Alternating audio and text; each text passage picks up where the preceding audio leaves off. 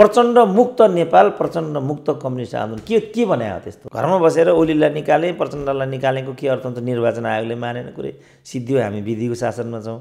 यो जनवादी व्यवस्था होइन। यो सुरेन्द्र केसीलाई नाङ्गा बनाएर सडकमा घुमाउनुपर्छ भन्नेहरूको सङ्ख्या 80% छ। म चाहिँ यसलाई आन्दोलन मान्दिनँ, यो समयको बर्बादी मान्छु। आफ्नै सरकारको विरुद्धमा विभाजनको एउटा रेखा कोरेर सडकमा गएको कुरालाई म आन्दोलन पनि मान्दिनँ। एकजनाले भन्नुहोस् न मलाई यो आयो भनेर, उनीहरू के भन्छन् भने हामीले धर्मनिरपेक्ष ल्यायौँ, हामीले गणतन्त्र ल्यायौँ, सङ्घीयता ल्यायौँ, समावेशी ल्यायौँ। लु ल्याए त के भयो त भने नि? यो लोग्ने एकातिर स्वास्नी एकातिर भने सबै योजनाबद्ध हो। यिनीहरू कोही कतै छैनन्। यही विषय लिएर सडकमा जानेलाई तपाईँले नै भन्नुभयो यो जनआन्दोलन हो। यस्तो पनि जनआन्दोलन हुन्छ? यो जनआन्दोलन हो। यो केही होइन कि यो खेती होइनको व्यवसाय हो। ढाँट्न पाइँदैन के बाबु अब समाजलाई? हामीले टोटल ठगेका हौँ, ढाँटेका हौँ। समाज अझ पछाडि परेको हो, पारिएको हो भन्छन् अझ यिनीहरू त। मन्दिर तोड्नु एक खालको उग्रता हो भने कम्युनिस्टहरू मन्दिरमा जानु अर्को खालको उग्रता हो। मैले देख्दा त 30 वर्षपछि यो प्रश्न गर्ने हो भने त भाइहरू मभन्दा नि पछौटे हुनु भनेको त यो पनि कम्युनिस्टै आन्दोलनको समस्या हो। हामीले शेरधन राईको तरिकाले हाम्रा उमेरमा पार्टीमा काम गर्दा शेरधन राईको तरिकाले वैवाहिक सम्बन्ध गरेको भए कडा हो भने आओस् जनमानस, म उनीहरूभन्दा कडा हुन्छु। तर मैले मान्छेलाई कडा बनाउने अनि आफू चाहिँ दिल्ली दरबारतिर लाग्ने भने जनयुद्धको के नियति भयो त? यिनीहरूले नै राजेश हमाललाई, राजेश हमाल पनि एकजना सेलिब्रिटी हुन्, सबै मिलेर लखेटे बा राजेश हमाललाई लखेट्नुको पछाडि उद्यमीहरू बिचको प्रतिस्पर्धा पो थियो कि? अब मैले विश्वप्रकाश शर्माको चर्चा गर्नुपर्ने त कुनै अवस्थै छैन नि त। जसले पुष्पलाललाई गद्दार भन्नु, पुष्पलाल भने त कम्युनिस्ट आन्दोलनको आमा होइन?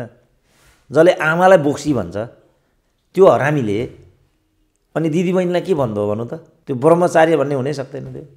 त्यो ठगियो, सिधै पाखण्ड हो। यही प्रकरणमा महरा सिद्धि, यही प्रकरणमा शेरधन यो गर्दैछन्। कति लाजमर्दो कुरा छ। शिक्षा स्वास्थ्य जस्तो चिज अनि लगानीको सबभन्दा ठुलो हब बन्नु भनेको आफैमा कति आपत्तिजनक छ। नेपाली जनताले के पायो त्यसबाट? पत्रकारले के पाए जसको यो फोरम हुनु पर्थ्यो? यदि उनको अवस्था राजेश हमालको जस्तो भयो भने त्यो नियतिलाई म अनौठो मान्दिनँ। अदरवाइज उसले हाम फालिसक्थ्यो होला। किन घरबारी जाँदैछ उसको त?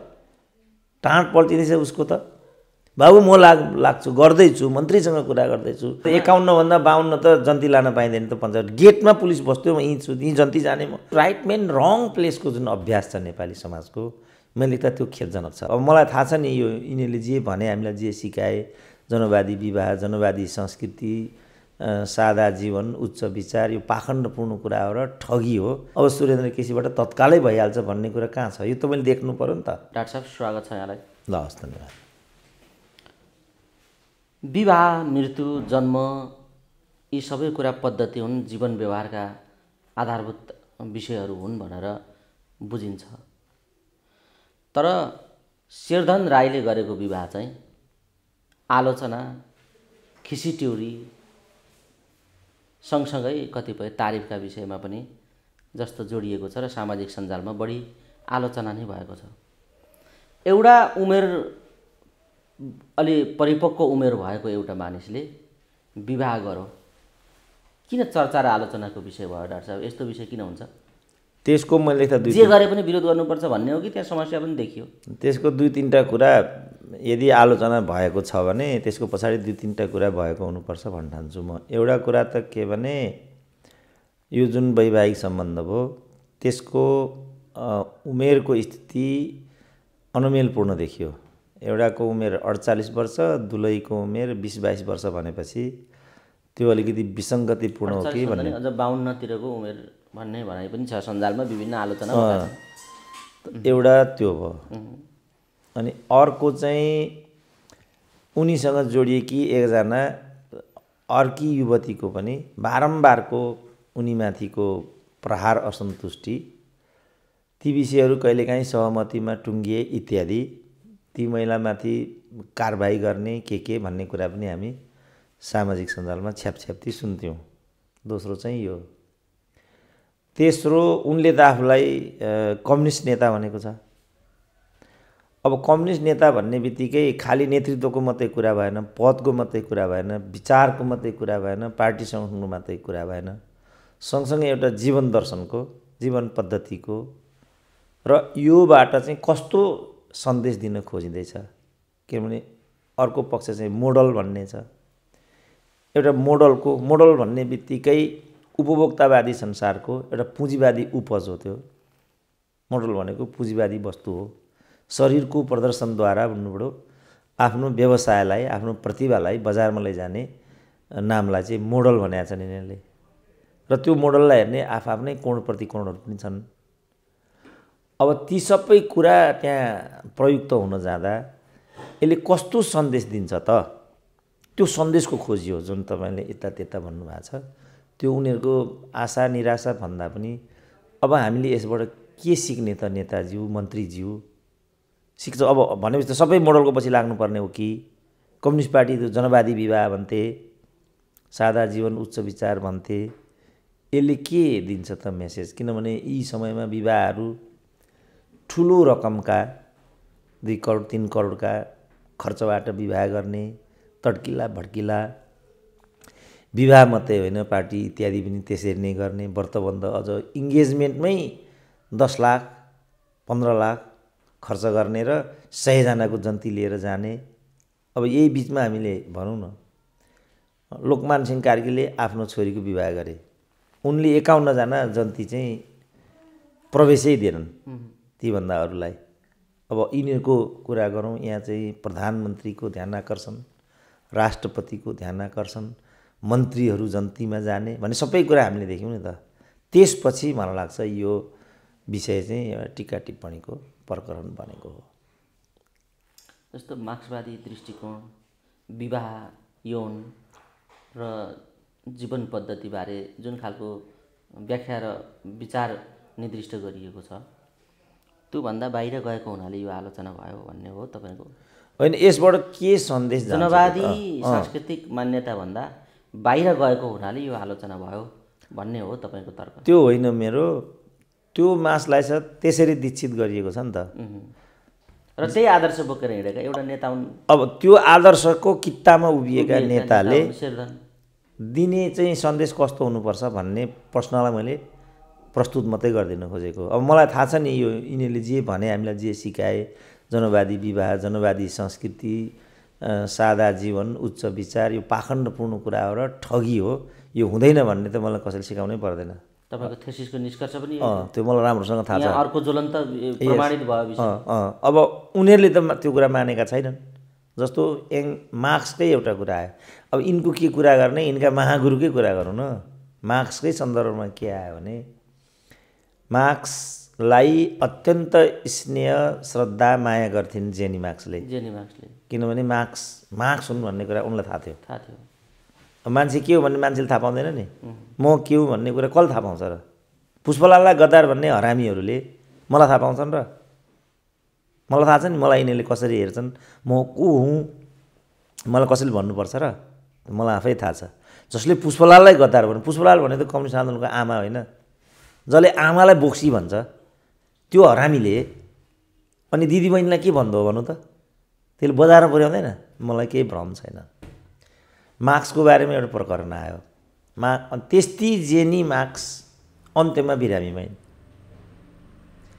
बिरामी भएपछि अब मार्क्स त चिन्तन गरिरहने, बायोलोजिकल कुरा पनि भयो। घरमा एकजना सहयोगी थिइन्, उनले गर्भधारण गरिन् एक दिन।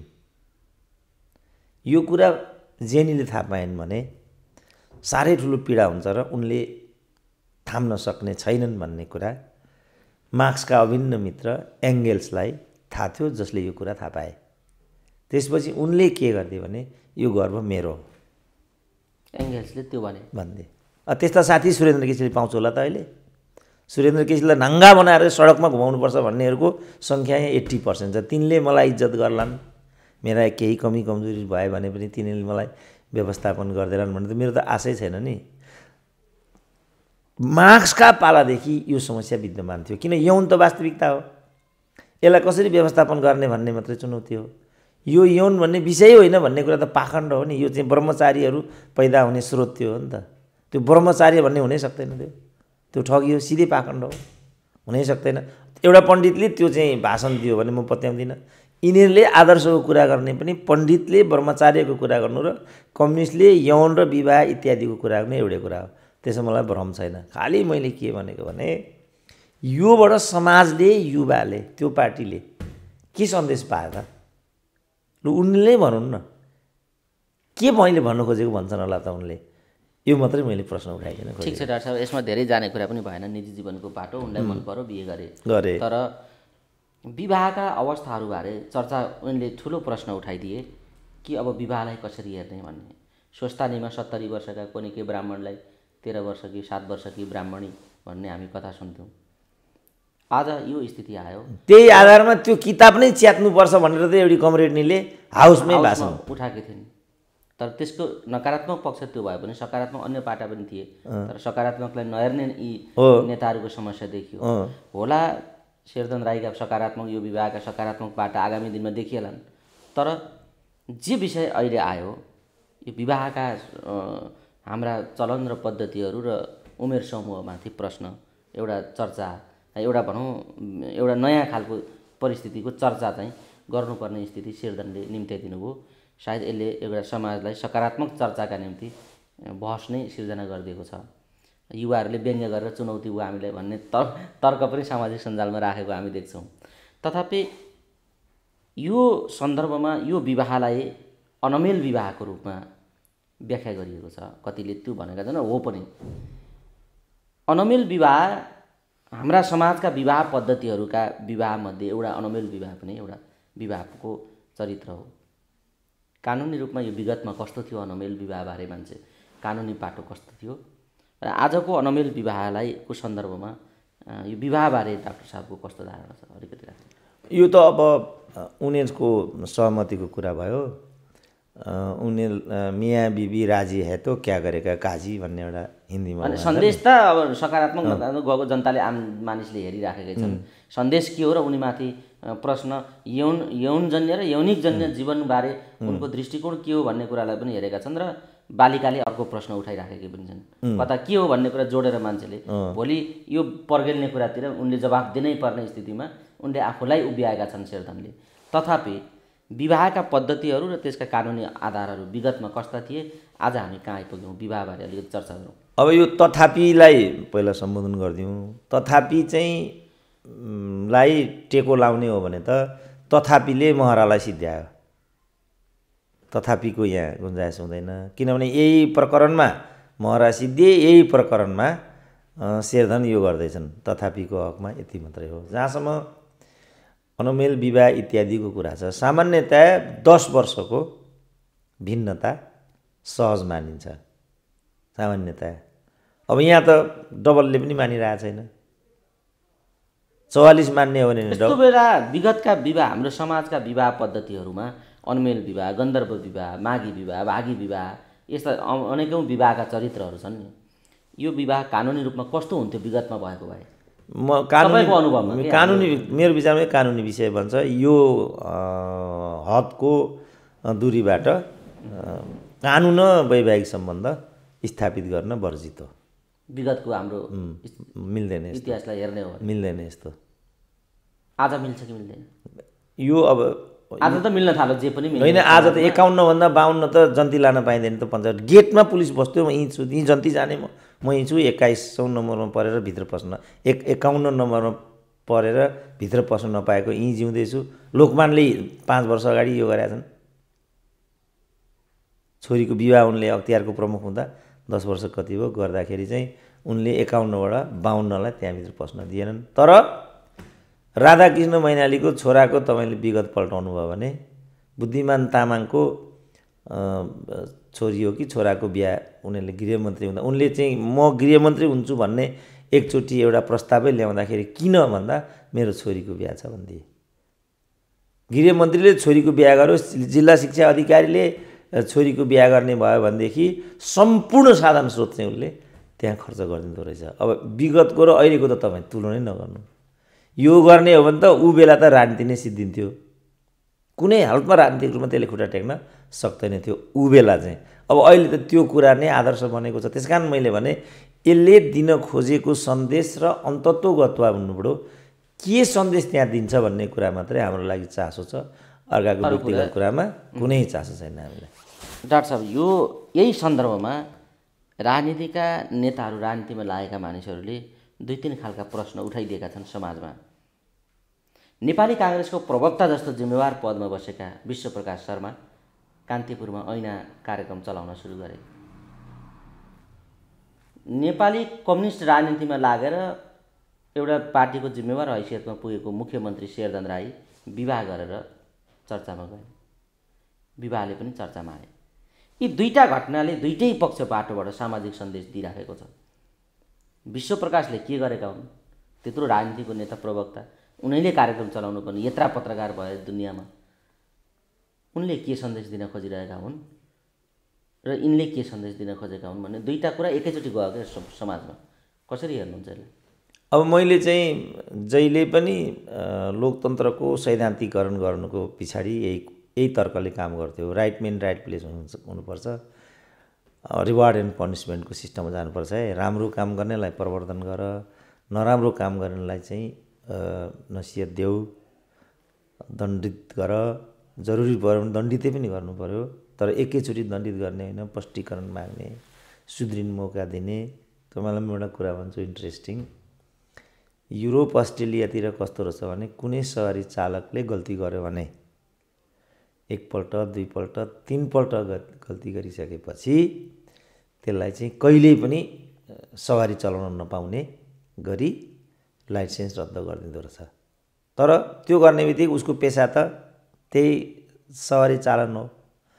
अब त्यो सवारी चालक जुन उसको अनुमति पत्र हो त्यसलाई रद्दी गर्ने बित्तिकै त ऊ त बेरोजगार हो, सडकमा आयो। बेरोजगारलाई त्यहाँ बेरोजगार भत्ता दिने चलन छ, फेरि राज्यलाई बोझ भयो। त्यसपछि त्यहाँ के सिस्टम गरेको रहेछ भने तैँले 10 to 5 चाहिँ चलाउन पाउने, त्योभन्दा उता चाहिँ चलाउन नपाउने। कत्रो दण्ड भयो त त्यसलाई। तर किनभने नत्र त राज्यलाई बोझ हुने भयो, ऊ बेरोजगार हुने भयो। ऊ बेरोजगार हुनुको मतलब के भयो? बोझ राज्य भए ठाउँमा आइपुग्यो। राज्य भए ठाउँमा बोझ आउनुको मतलब ट्याक्स पेयरको पैसा भयो। हेर्नु त मान्छेले दुनियाँलाई बुझ्ने पद्धति। त्यसरी उनीहरू समृद्ध भएका छन्, धनी भएका छन्। अब यहाँ आउँ, निकट विगतमा राजेश हमालले एउटा कार्यक्रम चलाए, त्यहाँबाट लखेटिकन छोड्यो यो समाजले। अब त्यसपछि चाहिँ विश्वप्रकाश आइराखेका छन्, शेरधन आइरहेका छन्। अब हामीले चाहिँ लोक के हो, कार्की के लोक के लोकमान कार्कीको छोरीलाई दृष्टान्त बनायौँ, तर शेरधनलाई त हामीले दृष्टान्त बनाउन सकेनौँ नि। अब विश्वप्रकाश त्यहाँ आउनुको मतलब एक प्रकारले अब व्यावसायिक पत्रकारिताका माध्यमबाट व्यावसायिक पत्रकारले नै ख्याति पाउने, सन्देश दिने र समाजको रूपान्तरणमा मिडिया जगतले तात्विक योगदान गर्नुपर्ने फोरम त फेरि आज नेताको हातमा गयो नि। चर्चा परिचर्चा विषय भयो नि। यही ठाउँमा हरिहर बिरहेको चर्चा परिचर्चा, किशोर नेपालको चर्चा परिचर्चा गरिदिनु पाएको भए कति राम्रो हुन्थ्यो मैले देख्दा। त्यसकारण यो राइट मेन रङ प्लेसको जुन अभ्यास छ नेपाली समाजको, मैले देख्दा त्यो खेदजनक छ र यस्तोमा हामीले बच्नुपर्ने हो। तर अब हामी भ्रष्टीकरण र उपभोक्तावादी संस्कृतिको यति पल्लो भागमा पुगिसकेका छौँ कि हामी यो कुरालाई पनि तेरो मेरो आधारमा हेर्छौँ। भोलि के भयो त, विश्वप्रकाशले एउटा फोरम चलाएर एउटा सन्देश दिए भने के बिग्रियो त भन्ने कुरा पनि आउँछ, बिग्रेन भन्ने कुरा पनि फेरि त्यहाँ आउँछ। सन्देश त राम्रै दिइराखेका छन्, विषय तिनले उठान गरेको होला, त्यो आफ्नो ठाउँमा छ। कार्यक्रम राम्रो छ, त्यसले कार्यक्रमले दिन खोजेको विषयवस्तु पनि राम्रो छ, जागरण चेतना पनि राम्रो छ। तर गरेको के हो भन्ने कुरा आयो कि प्रवक्ता पार्टीको जिम्मेवार नेता त्यहाँ फोरम कब्जा गर्न जानुपर्ने उनको बाध्यता हो या पत्रकारिता क्षेत्रमाथिको उनको प्रश्न हो, जे यसरी हुनुपर्छ पत्रकारिता भनेको भन्ने कुरा सिकाउन खोजेको हो कि या यहाँको पत्रकारिताको जगतले यस्ता विषयतिर नदिएर अर्कातिर लागे, त्यो भएर यो चाहिँ अब राजनीतिक पार्टीले नै अघि बढाउनुपर्छ भन्ने उनलाई लागेको हो कि के हुनसक्छ यसको मनोविज्ञानको पछि? यो त उनको सेलिब्रेसनलाई चाहिँ प्रयोग गरेको पनि हुनसक्ने हो। मिडिया पनि एक खालको पछिल्लो उद्यम हो मिडिया भन्ने भएको छ अहिले। मिडिया अब मिडिया रहेन, यो इन्डस्ट्री नै भयो भन्ने छ। अहिलेको लेटेस्ट जसरी हामीले फर्केर हेऱ्यौँ भनेदेखि 46 को परिवर्तन लगत्तै साहुहरूको लगानीको केन्द्र चाहिँ स्वास्थ्य बनेको थियो, तपाईँलाई थाहा छ। त्योभन्दा अगाडि नै देखि र त्यसपछि पनि शिक्षा बन्यो। कति लाजमर्दो कुरा छ। शिक्षा स्वास्थ्य जस्तो चिज अनि लगानीको सबभन्दा ठुलो हब बन्नु भनेको आफैमा कति आपत्तिजनक छ। ती त सेवाका सेक्टरहरू हुन् नि, ती क्षेत्र त राज्यले चलाउनुपर्छ, राज्यले गर्ने दायित्वहरू हुन् तिनीहरू त। यहाँ उल्टो भयो। किन त भन्दा तीबाट पैसा कमाउने, पैसा त हामीले दिने हो। त्यहाँ त महँगो स्वास्थ्य महँगो शिक्षा कसले दिने हो? त्यो त हामीले दिने हो। त्यहाँबाट पैसा जम्मा गर्ने हो, 1 करोड चाहिँ पार्टीलाई चन्दा दिने हो, उहीँ फेरि नीति निर्णय पुग्ने हो माथि हाउसमा। सके त मन्त्री नभए त एमपी त छँदैछ। त यो पद्धति त हामीले विकास गरिसकेका छौँ। अब यहाँ पनि अब विश्वप्रकाशको एउटा सेलिब्रिटी इमेज छ। विश्वप्रकाशको एप्रोच जाने बित्तिकै कसैले पनि साधारण स्रोतमा मुठी कस्ने कुरा आउँदैन, फुक्का नै गर्नु पऱ्यो। उनी राजनीतिक पावरमा पनि छन्। उनी भोलि त अझ ठुलो पावरमा जाने त्यहाँ अझ सम्भावना त्यहाँ मरेको छैन। प्रमुख प्रतिपक्षी दलको प्रवक्ता हुन् छन्। अब त्यो जुन अहिले हामीले चर्चा गऱ्यौँ, अब मैले विश्वप्रकाश शर्माको चर्चा गर्नुपर्ने त कुनै अवस्थै छैन नि त। तर मलाई समेत ल्याइदिनु हो त उहाँले। यो के हो त यो गरेको? अब यो के हो त भन्ने तल मान्छेले त भने त जताबाट पनि उनीहरूको सेलिब्रिटी मात्रै क्यास भयो। नेपाली जनताले के पायो त्यसबाट? पत्रकारले के पायो जसको यो फोरम हुनु पर्थ्यो? त यो सबलाई त्यो उद्यमीहरूले अहिले चाहिँ भने नि ठुलो एउटा कर्पोरेट क्यापिटलको हब बनेको छ मिडिया। र त्यो मलाई अब म सबै व्याख्या त गर्न सक्दिनँ, तर मलाई त्यो हो भन्ने किन लागिरहेछ जुन यो सोसियल मिडियाको सिस्टम आइरहेछ, यो सोसियल मिडियाले पनि कयौँ मानिसहरूलाई एककालको फोरम दिइरहेछ। किन राज्यले दिइरहेछन् उनीहरूलाई केही पनि? यो मैले देख्दा प्रोग्रेसिभ पनि छ, राम्रो पनि छ यो त। किनभने यसमा चाहिँ हाम्रो राज्यको त्यस्तो लगानी पनि छैन र यो फोरम चलाउनको लागि त्यत्रो ठुलो खर्च बेयर गर्नुपर्ने स्थिति पनि भएन। त यो एउटा चाहिँ क्षेत्रलाई पनि आफ्नो पार्ने पो यसमा प्रपञ्च छ कि जहाँ एउटा सेलिब्रिटीलाई प्रयोग गरी, जस्तो यिनीहरूले नै राजेश हमाल पनि एकजना सेलिब्रिटी हुन्, सबै मिलेर लखेटे बा राजेश हमाललाई लखेट्नुको पछाडि उद्यमीहरू बिचको प्रतिस्पर्धा पो थियो कि? अब विश्वप्रकाश आए, एउटा फोरमबाट उनी अगाडि बढे, भोलि अर्को फोरमबाट योगेश भट्टराई पो अगाडि आउँछन् कि? बा इन्डाइरेक्टली यो व्यावसायिक एउटा प्रतिस्पर्धाको घानमा परिसक्यो कि हामीले थाहा नपाउँदै? कहिलेकाहीँ आफूले थाहा नपाइकन आफू बजारमा पुगिन्छ अरे क्या। राम्रो गर्दा पनि विषय चाहिँ अर्कातिर कहाँबाट के थाहा हुँदैन मान्छेलाई। सबले आफ्नो हिसाबबाट बुझिराखेको हुन्छ। खालि यसबाट निकाल्न खोजेको निष्कर्ष के हो भने राइट मेन राइट प्लेस र रिवार्ड एन्ड पनिसमेन्ट हुनैपर्छ, प्रोफेसनलिजम पनि हुनैपर्छ र त्यो चाहिँ ट्रान्सपरेन्ट पनि हुनुपर्छ, पारदर्शी हुनु जरुरी छ। त्यसकारण विश्वप्रकाशले लामो समयसम्म यसको लागि चाहिँ उत्तरदायी हुनुपर्छ भन्ने जस्तो लाग्छ मलाई। जस्तो यो दुईवटा कुरा हामीले गऱ्यौँ, यो व्यवसायिकताको कुरा, अहिलेको एउटा उद्योगको रूपमा यो आइराखेको छ भन्ने कुरा, सेलिब्रिटीको कुरा जो हामीले भन्यौँ, त्यसपछि चाहिँ यसमा राजनीतिक एउटा ध्येय पनि छ कि? राजनीतिका लागि यो चिज चाहिँ प्रयोग गरिएको पनि हो कि? किनभने दुईटैलाई यसबाट फाइदा छ। किनभने तुरुन्त चाहिँ विषय ट्रेन्डिङमा जान्छ, रिटर्न आउने हुने कुरा हुन्छ त्यहाँ। त यो सब कुरा यहाँभित्र छ कि के पनि थाहा पाइँदैन नि।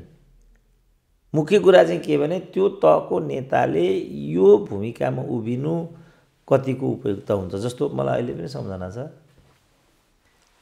तिनको नाम मैले बिर्सिन्छु, डाक्टर थिए तिनी, चिकित्सक थिए तिनी चाहिँ एनटिभीमा समाचार वाचन गर्थे। एउटा डाक्टर जस्तो मान्छेले के गरेको होला भनेर समाजले प्रश्न उठाउँथ्यो। तर यो प्रश्न चाहिँ आजभन्दा 40 वर्ष पुरानो प्रश्न हो। अब मलाई भन्नुहोस्, अब मैले समाचार वाचन गरेँ भने कस्तो हुन्छ होला? प्रोफेसर हुँ म, युनिभर्सिटीको अध्ययन अनुसन्धान गर्छु, अध्यापन गर्छु। समाचार वाचन मलाई कतिको प्रयुक्त छ? अब विश्वप्रकाश भएठामा हुन्, युवा नेता हुन्, नेपाली काङ्ग्रेसका प्रवक्ता हुन्, राजनीति उनको मुख्य क्षेत्र हो। उनी एउटा टिभीको प्रस्तोता कतिको स्वाभाविक हुन्छ? यो जटिल प्रश्न छ, मैले थाहा यो प्रश्न सहज छैन। त्यसकारण उनले यो असहज प्रश्नको उत्तर धेरै पछि र परसम्म पनि दिनुपर्ने छ। र यदि उनको अवस्था राजेश हमालको जस्तो भयो भने त्यो नियतिलाई म अनौठो मान्दिनँ। ठिक छ डाक्टर साहब, यो सन्देश के हो भन्ने कुरामा मैले जोडिराखेको थिएँ। अब थोरै राजनीतितिर अघि बढौँ, किनभने दुईवटा महत्त्वपूर्ण घटनामा हामीले छलफल गरिसक्यौँ। प्रचण्ड माधव नेपाल आन्दोलनमै अग्रसर भएको देखिन्छ। ओलीजी आफ्नो रफ्तारमा अघि बढिराख्नु भएको छ, अझ नयाँ नयाँ तरिकाहरू अपनाउने सम्भावना देखिन्छ। माओवादीका पूर्व लडाकुहरू ओलीतिर फर्किसके, अधिकांशको त्यो समाचारहरू आइराखेको छ। पार्टी विभाजित छ, परिवार विभाजित छ। मन्त्रीका एउटा ओलीका मन्त्रीकी श्रीमती अर्कातिर आन्दोलनमा, माधव प्रचण्ड समूहमा आन्दोलनमा पुगेका समाचारहरू, दृश्यहरू छन्। समग्रमा विभक्त र विखण्डनको चाहिँ समग्र चित्र अगाडि आउँदैछ। आन्दोलन, यिनीहरूको आन्दोलनले के सन्देश दिइरहेको छ, कहाँ पुग्छन् यिनीहरू भन्ने सन्देश दिइरहेको छ। ओलीजी कता लाग्छन् भन्ने सन्देश ओलीजीले दिइराखेका छन्। यो 2-4 दिन यताको घटनाले आन्दोलन र सत्ताको चरित्र, यी दुइटै कुरालाई जोड्दा कस्तो चित्र आयो डाक्टर साहब? अब म चाहिँ यसलाई 2 दिन यता जुन देखियो नि चित्र, म चाहिँ यसलाई म आन्दोलन मान्दिनँ, यो समयको बर्बादी मान्छु।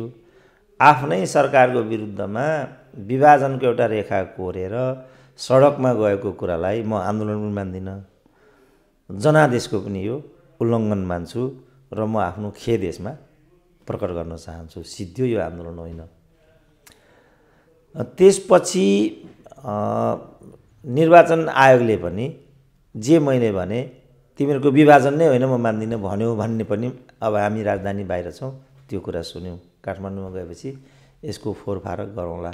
निर्वाचन आयोग पनि करिब करिब त्यहीँ आइपुग्यो र यसको सापेक्षतामा सर्वोच्चले दिने निर्णय पनि करिब करिब यसैको वरिपरि हुन्छ कि भन्ने आकलन म गर्छु यहाँबाट।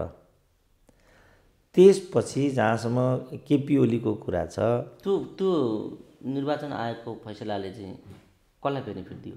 त्यो कतातिर छ केन्द्रित भयो त्यो? अब त्यो त त्यसरी हेर्ने हो भने त संस्थापनलाई फाइदा भयो, तर यसले एउटा अन्यल र अस्तव्यस्ततालाई त तीव्रता दियो नि त। मुख्य यसले दिएको एउटा मेसेज चाहिँ त्यो हुन्छ। ओलीजी त निर्णायकै भयो नि त्यसको अर्थ। अब ओलीजी त अब किनभने ओलीजीलाई ओली बनाएको यिनीहरूले हो। त्यस पछाडि कारबाही गरेर बैठकबाट कारबाही गर्ने यस्ता कुराहरू भइरहेका छन्। त्यो उनीहरूको साधारण सदस्यबाट कारबाही गर्ने, त्यो उनीहरूको घरायसी कुरा भयो। घरमा बसेर ओलीलाई निकाले, प्रचण्डलाई निकालेको के अर्थ हुन्छ? निर्वाचन आयोगले मानेन कुरै। सिद्धो हामी विधिको शासनमा छौँ, यो जनवादी व्यवस्था होइन। यो यिनले कारबाही गर्नुको अर्थ भएन। त्यो भन्यो नि, जनवादी व्यवस्था होइन यो। अझ जनयुद्धको फेज हुन्थ्यो भने त कत्लेआमको कुरा हुन्थ्यो होला पार्टीभित्र। त्यो त अहिले यहाँ चल्दैन होला। कहाँ छौँ हामी, कुन जोनमा छौँ हामी, त्यो बुझ्नु पऱ्यो नि। म जहाजमा चाहिँ उडिराखेको छु, त्यहाँबाट म फटफटाएँ, मलाई रिस उठ्छ, म यहाँबाट हाम फाल्छु भन्यो भने सकिन्छ हाम फाल्न? त्यहाँ त्यो जहाजको डेस्टिनीसम्म त जानै पर्ने हुन्छ, नियमै त्यही हुन्छ त्यसको। त्यस कारण किनभने धेरैको नियति त्यहाँ जोडिएको हुन्छ। जहाँसम्म पारिवारिक कलह, स्वास्नी एकातिर, लोग्ने अर्कातिर, फलाना अर्कातिर भन्ने कुरा छ। साथीभाइ टाढिए गाउँघरमा। एउटा साथी हिजो सँगै थियो, एउटा ओलीको भयो, अर्को प्रचण्डको भयो, एउटा माधवको भयो, अर्को झलनाथको भयो। एकातिर सँगै हिँडेको साथी अर्कातिर फर्केर हिँड्ने हो। गाउँ गाउँमा पनि यस्तो स्थिति छ भनेर अहिले चर्चा हुन, सञ्जालमा, सामाजिक सञ्जाल, न्युजमा चर्चा आइरहेका छन्। अब जहाँसम्म त्यसको कुरा छ, विखण्डनको चित्र भनेको नि मैले अझै त्यतिले पुग्दैन यसलाई त। अब म जे भन्दैछु त्यो हो नि मेन कुरा त। यो त एउटा प्रस्तुति चरित्र मात्रै हो, विशेषता मात्रै हो, यो कलहको विशेषता मात्रै हो यो। अब यसको म चाहिँ ऐना, हाम्रो विश्व प्रकाशको ऐनामा म उभिदिन्छु। बिपी कोइरालाकी आमाले के भन्थिन् अरे भने, त्यही बेला 15-20 सालको दशकको चित्र हो यो। के भन्थिन् अरे भने, कोइराला परिवारलाई त केही पनि फरक परेको छैन। पञ्चायत भयो भने मातृका बाबु छँदैछ, बहुदल भयो भने बिपी छँदैछ, कम्युनिस्ट भयो भने कमल छँदैछन्। हामीलाई केही पनि फरक परेको छैन। यो आजभन्दा 40 वर्ष अगाडिको सिनारी हो नेपालको राजनीतिको, र त्यो अहिले पनि कन्टिन्यू छ। यो लोग्ने एकातिर, स्वास्नी एकातिर भने सबै योजनाबद्ध हो। यिनीहरू कोही कतै छैनन्। यिनीहरूले एउटा एउटा कित्तालाई चाहिँ रखबाली गरेर आफ्नो चाहिँ सुती खेतीलाई प्रवर्धन गर्न खोजेका हुन्। किनभने भोलि प्रचण्ड सत्तामा आइगयो भने श्रीमती अगाडि बढ्छन्, के फरक पर्छ र? देखिरहेछौँ त, ऊ श्रीमान हार्यो, श्रीमतीलाई स्पिकर बनाए, लोग्ने मर्यो स्वाइनलाई राष्ट्रपति बनाए, छोरो मर्यो बुहारीलाई मन्त्री बनाए।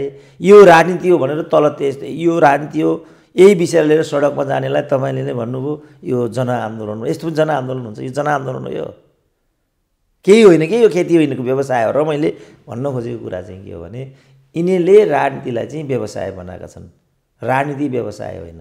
सबभन्दा पहिला हामीले यो बुझ्नुपर्छ। त्यसो भने शहीदले, बेपत्ता अङ्गभङ्ग विस्थापितले, हिजो चाहिँ केपी ओली जनयुद्धलाई फर्सी भन्थे होइन, आज तिनै केपी ओलीले तिनै फर्सीका लडाकाहरूलाई राजनीतिक रूपमा स्थापित गरेर यिनीहरूलाई चाहिँ जनयुद्धको चाहिँ खिताब दिनुपर्छ भनिदिए। हिजो प्रचण्डले उनीहरूलाई जनमुक्ति सेनाका कमान्डर बनाएको उनीहरूको वास्तविक चरित्र हो कि अहिले केपी ओलीले उनीहरूलाई जनयुद्धका लडाका बनाएर प्रवर्धन गरेको पक्ष चाहिँ वास्तविक हो त? किनभने जनमुक्ति सेना पनि पैसाको लागि सङ्गठित भएको भन्ने लाग्दैन मलाई। क्षतिपूर्तिबाट उनीहरूको आदर्श टुङ्गिन्छ भनेर म मान्दिनँ त्यो कुरा। उनीहरू त समाज बदल्न त्यहाँ लागि परेका हुन्। 10 लाख रुपियाँको नक्कली चेक लिएर मलेसियातिर जाने पनि जनयुद्धको लडाका हुन्छ। ढाँट्न पाइँदैन के बाबु अब समाजलाई? हामीले टोटल ठगेका हौँ, ढाँटेका हौँ। समाज अझ पछाडि परेको हो, पारिएको हो भन्छन् अझ यिनीहरू त। यो काम अब गर्न पाइने छैन। हामीले कसैले त भनिदिनु पर्यो नि। यिनीहरूले प्रतिको आकर्षणबाट उनीहरू विमुख भएको कुरा र प्रतिशोध र कुनै किसिमको लाभको स्वार्थ पनि जोडिएको होला।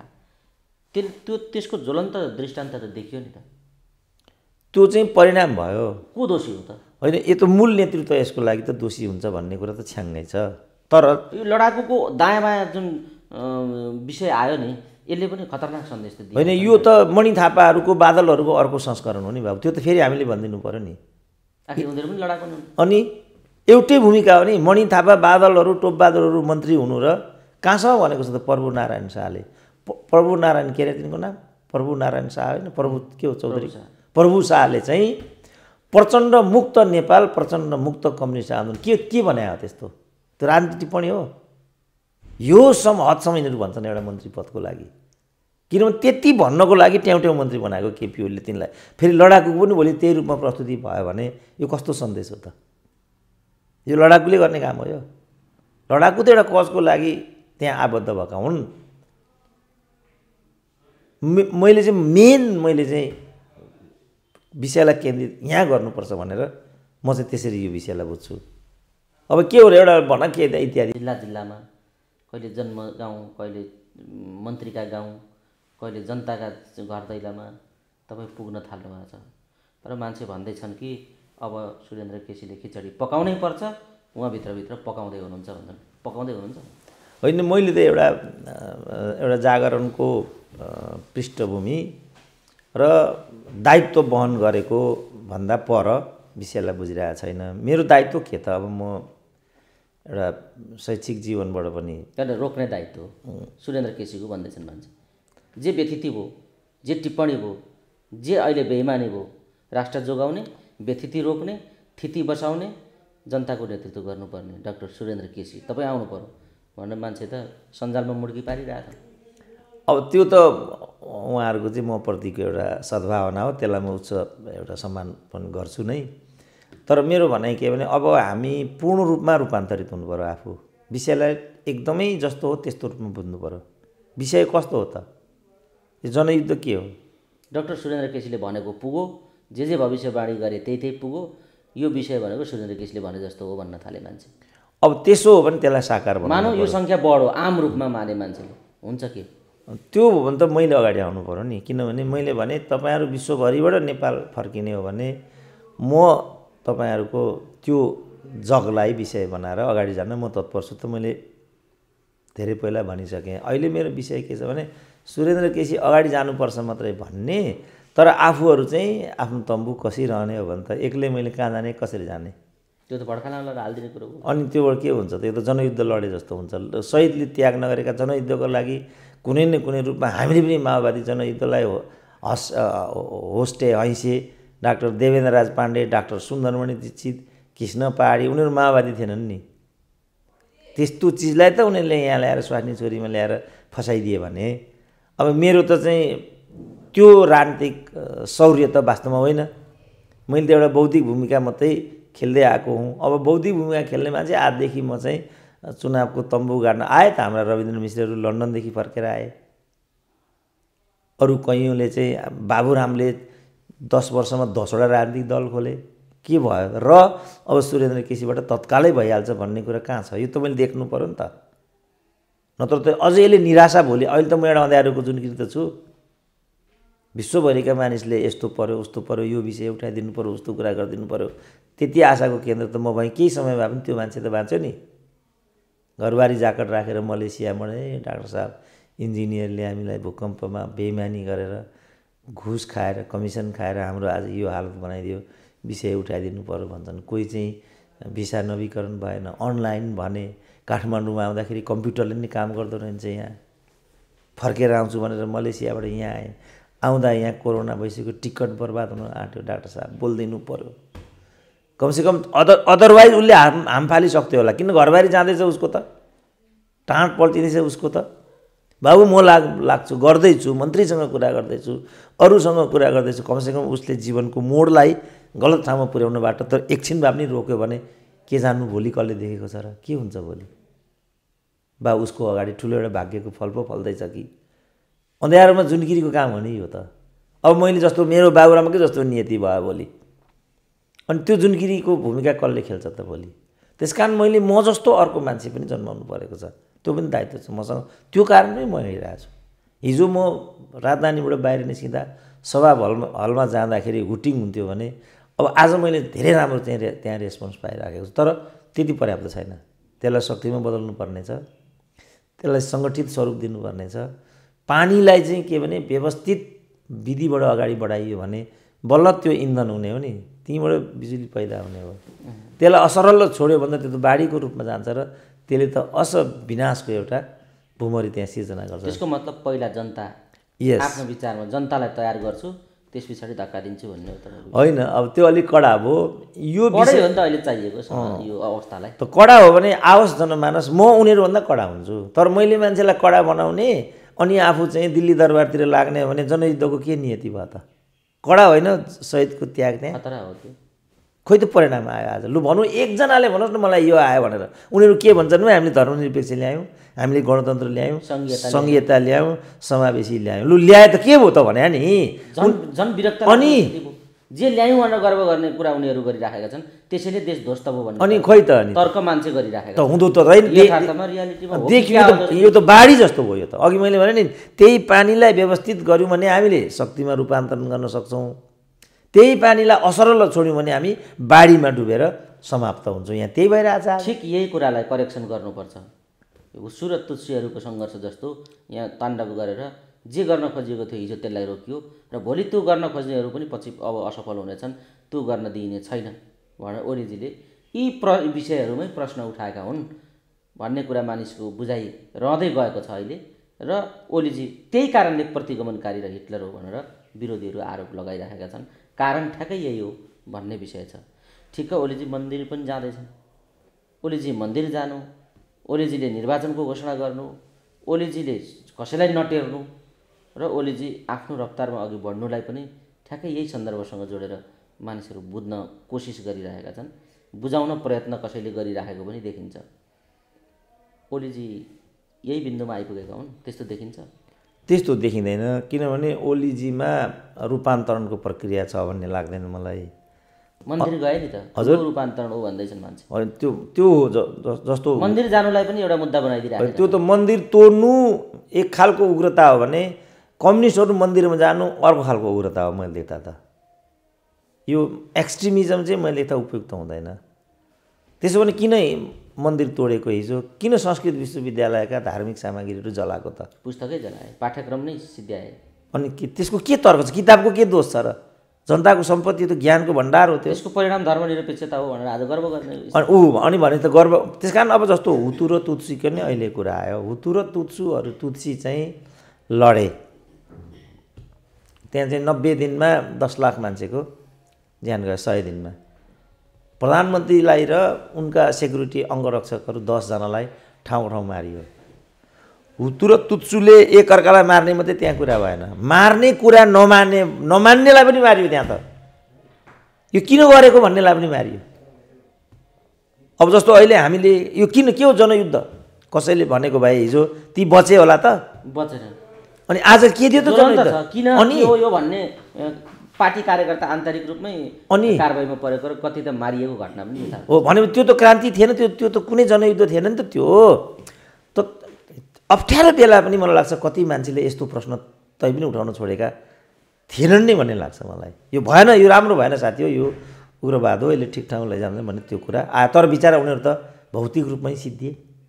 मैले प्रश्न उठाइरहेको छु, आज तिनका छोराछोरी कसरी जीविकोपार्जन गर्दै होला नि त? न हिजो उनीहरूले शिक्षा पाए, न दीक्षा पाए। अब आज एउटा साथी हो मलाई यस्तो भन्यो भने तपाईँको सर्टिफिकेट के छ भन्छ। छैन सर्टिफिकेट, किन हिजो जनयुद्ध थियो, त्यो बेला हो, लडिरहेको थियो मैदानमा। अब अहिले को मान्छे अगाडि गयो भने जोसँग प्रमाणपत्र थियो, यो त ठगी हो नि त। यो त त्यसकारण हाम फाल्नु मात्रै महत्त्वपूर्ण कुरा हुँदैन, संयमित तरिकाले हाम फाल्नु पर्यो। मैले भनेँ कि पुष्पलाललाई नै गद्दार भनियो।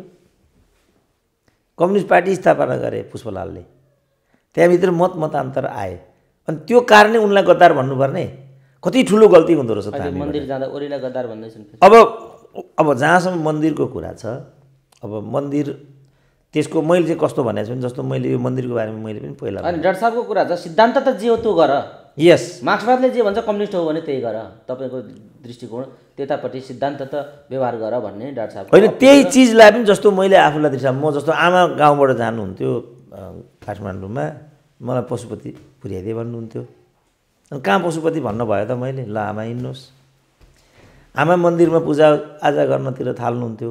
म पशुपति मन्दिर परिसरको पुरातात्विक महत्ता, त्यसका चाहिँ अङ्ग प्रत्यङ्गहरूको निर्माणको विधि, त्यसको ऐतिहासिकता, त्यहाँ उपलब्ध हुन सक्ने सामग्रीहरू, त्यसबाट चाहिँ म आफूलाई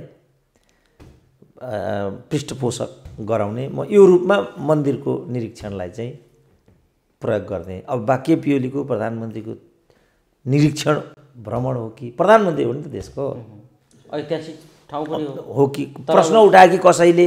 मोदी त्यहीँ जाँदाखेरि चाहिँ हाई हाई हुने, अनि केपी ओली त्यहाँ जाँदाखेरि हँसिया हतौडाको चाहिँ प्रमाणपत्र हेरिने भनेपछि त मिलेन नि कुरा। त्यसकारण जाँदैमा सिद्धियो भन्ने कुरा पनि होइन।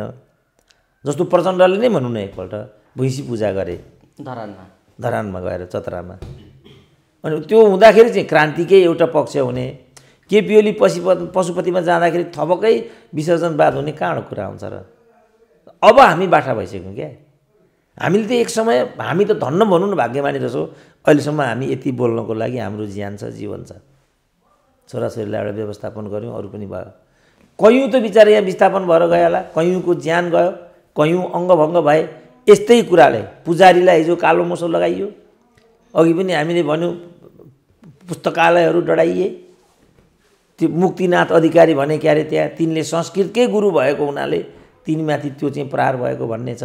अहिले पनि हामीले त्यस्तै कुरा गर्दै गयौँ भने तल मान्छेले नराम्रो प्रभाव पर्छ नि। तर डाक्टर साहब त्यहाँ प्रधानमन्त्री गए मात्रै होइन, विषय प्रधानमन्त्री गए भन्ने विषय भन्दा पनि पशुपतिनाथमा विशेष पूजासहित लाखबत्ती दीप प्रज्वलन गरे भन्ने विषय त्यो पनि त गरे नि त उनले। होइन, अब के छ भने त्यसै कारण मैले भने नि, अब प्रश्न त फेरि तपाईँले भनेको विषय जाँदैमा आपत्ति होइन, यो त 30 वर्षपछिको, जाँदैमा आपत्ति हुँदैन भन्ने विषय होइन। होइन त्यो होइन, दीप प्रज्वलन गर्ने विषय त नो, यो 30 वर्षपछिको प्रश्न भयो। मैले 30 वर्ष अघि नै के प्रश्न उठाएको थिएँ भने यिनीहरू कम्युनिस्ट होइनन्, कम्युनिस्टसँग जोडेर यिनीहरूलाई हेर्दै नहेरौँ।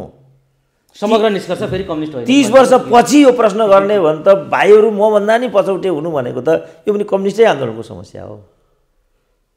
म 30 वर्ष अगाडि नै यिनीहरू बौद्धिक बेइमानहरू हुन्, यिनीहरूबाट कम्युनिस्ट आचरणको। अब अहिले शेरधन राईको हामीले कुरा गऱ्यौँ, हामीले शेरधन राईको तरिकाले हाम्रा उमेरमा पार्टीमा काम गर्दा शेरधन राईको तरिकाले वैवाहिक सम्बन्ध गरेको भए शेरधनले यो विवाह गर्नु र केपी ओली पशुपति जानुको बिचमा त म ठुलो तादात्म्यता देख्छु। यिनको सांस्कृतिक विचलन र उनको चाहिँ धार्मिक विचलन हो। एउटै पार्टीका यिनीहरू नेता कार्यकर्ता हुन्।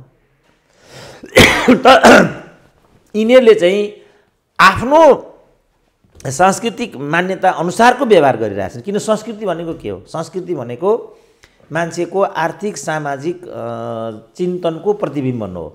संस्कृति भनेको मान्छेले जस्तो आचरण गर्छ ऊ त्यो सोच्छ र उसको पहिचान नै त्यही हो। संस्कृति त उसको पहिचान हो नि। शेरधनले जति कुरा गरे पनि त्यही नै उनको पहिचान हो। मौलिक सांस्कृतिक मूल्य मान्यतामा फर्किनुपर्छ भन्ने सन्देश होला नि त प्रधानमन्त्रीको। त्यसरी व्याख्या भयो भने प्रधानमन्त्रीको मौलिक भन्ने कुरा त आएन। कसरी मौलिक भएर, मौलिक त्यो कहाँ भएर त्यो मौलिक भनेको त ल मानु न, हिन्दू धर्मलाई मौलिक मानु, क्रिस्चियन धर्मलाई चाहिँ अमौलिक मानु, ल आयातित मानु एकछिनलाई। तर हिन्दू मात्रै मौलिक हुने, कुनै अर्को धर्म मौलिक नहुने भन्ने त होइन होला। किनभने हाम्रो त धार्मिक विविधताको देश हो, सबै मौलिक हुन्। किराँतहरू अझ मौलिक हुन्। सबै मौलिक छन्। हाम्रो 10 त मिनिमम 10 त हामीले गनेकै छौँ। बौद्धिस्टहरू छन्, बुद्धिस्ट, प्राकृत, क्रिस्चियन, इस्लाम, फलानु गरेर चाहिँ हाम्रो यो सिख छ, बहाई छ, सबै गरेर हाम्रो 10 जति छ। त्यो जम्मैको समष्टि नै हाम्रो नेपाली धर्म परम्परा र संस्कृति हो। तलमाथि गर्नै पाइँदैन। जहाँसम्म ल क्रिस्चियनलाई आयातित मान्ने हो भने पनि कानुन अनुसार उसले चाहिँ हाम्रै जनगणनाले 1.4% त क्रिस्चियन भनेर चाहिँ हाम्रो जनगणनाले देखाइदिएको छ। अब कुन कुन प्रक्रियाबाट उनीहरूले त्यो धर्म लिए होला, अब प्रक्रियाको खोजी गर्ने ठाउँमा अब हामी छैनौँ। कानुन उनीहरू चाहिँ यो देशका धार्मिक सम्प्रदायहरू हुन्। अनि यसमा यो चाहिँ अमौलिक, यो चाहिँ मौलिक भन्ने विषय हुँदैन। प्रधानमन्त्रीको यति बरु भन्न सकिन्छ, यो प्रधानमन्त्रीको व्यक्तिगत चाहिँ स्वतन्त्र, धार्मिक स्वतन्त्रताको कुरा हो। कुनै पनि मान्छे नेपाली जुनसुकै पदको होस्, आफ्नो आस्था अनुसारको पूजन स्पर्शन गर्छ भने त्यसलाई हामीले टिका टिप्पणीको विषय र राजनीतिसँग लगेर जोड्नु कतिको उपयुक्त हुन्छ, मैले त उपयुक्त हुँदैन। तर अब कम्युनिस्ट पार्टीको नेता हो, कम्युनिस्ट पार्टीको सदस्य हो भने त कम्युनिस्ट धर्म दर्शन, कम्युनिस्टले धर्मलाई, संस्कार संस्कृतिलाई कसरी व्याख्या गर्छ त्यो प्रश्नप्रति त उत्तरदायित्व हुनुपर्छ। जस्तो हामीले शेरधनको कुरा गऱ्यौँ नि, एकजना आम नेपाली नागरिकले जो संयोगले मुख्यमन्त्री पनि छ, उसले चाहिँ आफ्नो एउटा आस्था विश्वास अनुसारको वैवाहिक सम्बन्ध किन गर्न नपाउने भन्ने पनि त प्रश्न छ नि। तर हामीले अघि त्यो प्रश्न किन गऱ्यौँ भने उनी त नेता हुन्, कम्युनिस्ट पार्टीका नेता हुन्। फेरि उनको सानो एउटा व्यवहारले पनि ठुलो एउटा सन्देश तल छोडिदिइराखेको हुन्छ। यसले चाहिँ के सन्देश पुर्यायो त भन्यौँ भने चाहिँ अब प्रधानमन्त्री त्यहाँ गए, त त्यहाँ गएर पूजा गरे, लाखबत्ती बाले। अब लाखौँ जो कम्युनिस्ट कार्यकर्ताहरू हुन्छन्, अरूले चाहिँ के गर्ने रहेछन् बढी किनभने प्रधानमन्त्री त पथ प्रदर्शक हो। नेता त लिडर्स आर द आइज अफ द नेसन भनिन्छ। नेताले जे देख्छ, मेरो आँखाले जे देख्छ त्यो न मेरो अनुभूति बन्छ। अब नेतै आँखा हो भन्छ, दे आर द आइज अफ द नेसन। उसले जस्तो देख्छ त्यो देशले त्यही देख्छ। किन जस्तो हाम्रो देशको नेता सिङ्गापुर गयो, अब हाम्रो देशै गयो नि त्यहाँ, अब उसले त्यहाँ के देख्छ त? उद्योग देख्छ, कल कारखाना देख्छ, अरू देख्छ, के देख्छ? मेरो देशले त्यो कुरा देख्यो। अब उसले त्यो भिजन लिएर यहाँ आउँछ। ऊ यस्तो रहेछ यहाँ सिस्टम। हामीले पनि भर्खरै मलाई केही वर्ष पहिला म चाहिँ ब्रिजबेन पुगेको थिएँ अस्ट्रेलियाको। अनि त्यहाँ साथीहरू एयरपोर्टमा लिन आए, अनि अगाडिको सिटमा राखेँ। ठुलो एउटा 10 किलोमिटरको टनल रहेछ त्यहाँ। त्यो टनल उनीहरूले अगाडि बढाए। अनि के भने बाटामा भने, डाक्टर साहब यही सिटमा हामीले गत वर्ष ईश्वर पोखरेललाई राखेका थियौँ र यो सहर घुमाएका थियौँ, यो टनल देखाएका थियौँ, यहाँको चाहिँ पर्यटकीय स्थलहरू पनि घुमायौँ जहाँ अब हामीलाई हजुरलाई लैजानेछौँ र भन्यौँ कामरेड हामी पनि हाम्रो देशलाई त्यस्तो देख्न चाहन्छौँ, त्यसकारण तपाईँलाई हामीले यो घुमाएको। ईश्वर पोखरेल नेपाल जानुभयो, हामीले जे भनेका हौँ त्यो कुरालाई उहाँले कहिले पनि उठाउनु भएन। अब फेरि आज हामी चाहिँ हजुरलाई यहाँ घुमाउँदैछौँ, हाम्रो आशय के भने हाम्रो देश पनि यस्तै हुनुपर्छ, यो अभिप्रायले घुमाएका हौँ। मैले 1 वर्षपछि आज सन्दर्भ आयो, त्यो कुरा मैले यहाँ सौभाग्यले जोड्न पाएँ। किनभने त्यहाँ मेरो देश मेरो आँखाले हेर्थ्यो। अब मेरो कर्तव्य छ मैले त्यहाँ देखेको राम्रो कुरा यहाँ ल्याउँ र जनतालाई सन्देश दिउँ कि हामीले यो तरिकाले समाजको बदलावमा भूमिका खेल्न खोजेका छौँ। अब प्रधानमन्त्रीले यो गरेर के सन्देश दिन खोजेका हुन्छ? जस्तो मलाई यो धर्मनिरपेक्षताको बारेमा नि राम्रो आइडिया थिएन। धर्मनिरपेक्ष भन्ने बित्तिकै त्यो देशको राष्ट्राध्यक्षले, अब अहिले त राष्ट्र दुईटा हुन्छ, एउटा हेड अफ द स्टेट हुन्छ, अर्को हेड अफ द गभर्मेन्ट हुन्छ। अब हाम्रोमा भन्दाखेरि हेड अफ द स्टेट चाहिँ प्रधानमन्त्री राष्ट्रपति हुन्, हेड अफ द गभर्मेन्ट चाहिँ केपी ओली हुन्। मैले देख्दा हेड अफ द स्टेट र हेड अफ द गभर्मेन्टले त्यो पदाधिकारीको हैसियतले यस्ता खालका धार्मिक अनुष्ठानहरूमा पुग्नु मात्रै पनि धर्मनिरपेक्षताको विपरीत हुन्छ। उहाँहरूले धर्मनिरपेक्षताको सेन्स त बुझ्नु भएको छ? साँच्चै हाम्रो मुलुक धर्मनिरपेक्ष हो भने उहाँहरूले पदीय हिसाबले त्यहाँ जस्तो उहाँहरू सेतो कहिले भोटो देखाउने जातिर भन्नुहुन्छ, कहिले के जाति कुमारीको के जाति दर्शन भन्नुहुन्छ। धर्मनिरपेक्ष राज्यको हेड अफ द स्टेट बा गभर्मेन्टले चाहिँ त्यो गर्ने नपाइँदो रहेछ। उहाँहरू त गरी आउनुभएको छ। त्यसरी नेपालमा चाहिँ जो जे हो त्यसले त्यो कुरालाई कहिले पनि परिपालन गरेको म देख्दिनँ। कम्युनिस्ट हो भने उसको कम्युनिस्ट आचरण हुनुपर्छ, धर्मनिरपेक्ष हुनुपर्छ। व्यक्तिगत रूपमा विद्या भण्डारी जाउन् केही पनि छैन, व्यक्तिगत रूपमा केपी ओली जाउन् त्यहाँ पनि केही छैन। तर सज धज गरेर चाहिँ टाइँ टाइँ टुइँ टुइँ गरेर सारा चाहिँ गरेर राज्यलाई नै त्यहाँ पुर्याएर चाहिँ सजधज गर्ने भने धर्मनिरपेक्ष राज्यमा उहाँहरूलाई त्यस्तो अनुमति छैन। डाक्टर साहब, हामी कुराकानीको अन्तिम चरणमा छौँ। यही सन्दर्भमा विभिन्न किसिमका नेकपाभित्रको किचलो, अहिलेको राजनीतिक परिस्थिति, प्रधानमन्त्रीका क्रियाकलाप, अन्य राजनीतिक नेताहरूको गैर जिम्मेवारीपन, यी समग्र कुराहरूबाट वाक्क दिक्क भएका मानिसहरू के धारणा बनाइरहेका छन् भन्ने कुरा ठोस रूपमा अभिव्यक्त भइसकेको छैन। उनीहरू के बनाइरहेका छन् त्यो अर्कै पाटो हो। तर विदेशीहरू चाहिँ बडा पहिलेदेखि नै योजनाबद्ध ढङ्गले बनाएर बसेका हुन् कि भन्ने सन्देश छनक छनक दिइराखेका छन्।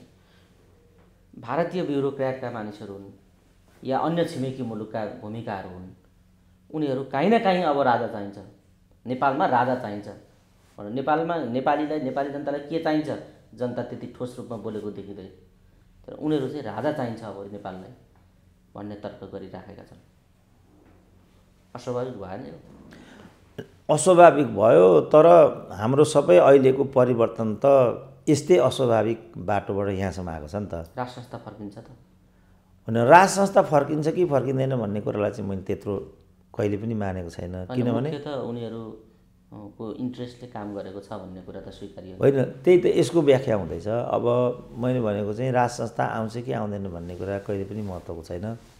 त्योभन्दा पनि महत्त्वको चाहिँ त्यसपछि त्यसले कसरी गरिखान्छ भन्ने चुनौतीपूर्ण छ। यो मैले राजासँग भेट्दा पनि भनेको थिएँ।